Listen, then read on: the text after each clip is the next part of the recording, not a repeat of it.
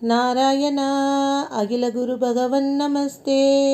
ಸರ್ವತ್ರ ಗೋವಿಂದ ನಾಮ ಸಂಕೀರ್ತನಂ. ಗೋವಿಂದ ಗೋವಿಂದ. ஸ்ரீமன் நாராயணீயம் 73வது தசகம். பகவான் மதுராவிற்கு புறப்படுதல். மெய்ப்பொருள் அறிவோம்.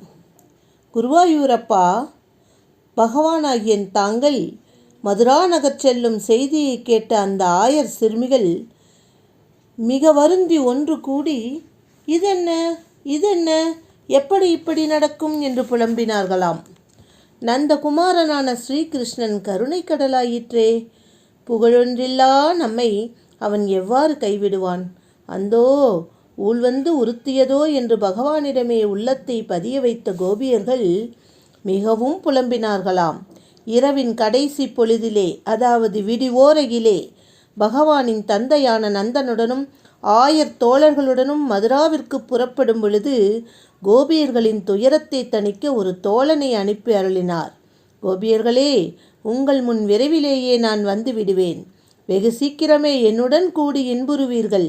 உங்களை மகிழ்ச்சி வெள்ளத்தில் ஆழ்த்தப் போகிறேன் என்று கோபியர்களுக்கு ஆறுதலாக கூறி செய்தி அனுப்பினார்.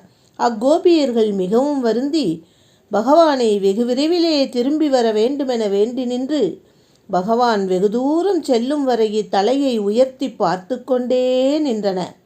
பகவானும் அவர்களை கடைக்கண்ணால் பார்த்து கொண்டே பலராமனுடன் அக்ரூரரது தேரில் சென்றார்.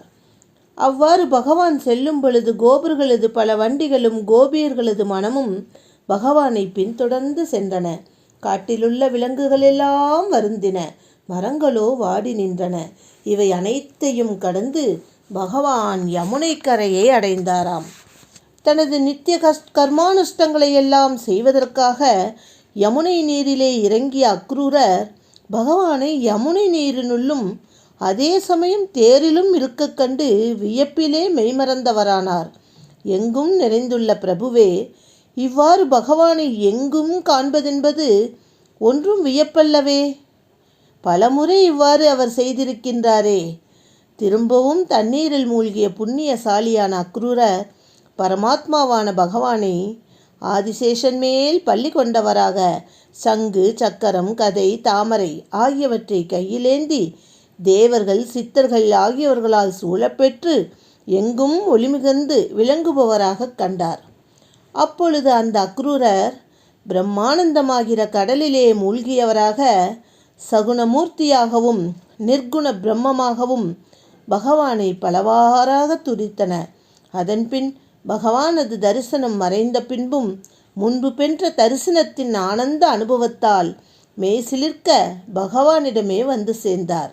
அவ்விதம் வந்த அக்ரூரரை கண்டு, அக்ரூரரே, யமுனை நீர் என்ன மிகவும் குளிர்ச்சியாக உள்ளதோ, மெய் சிலிர்த்து இருக்கிறதே என்று பகவான் கிண்டலாக வினவவே மகிழ்ச்சி பெருக்கினால் தழுதழுத்து அவர் பதிலுரைக்க இயலாது நின்றார்.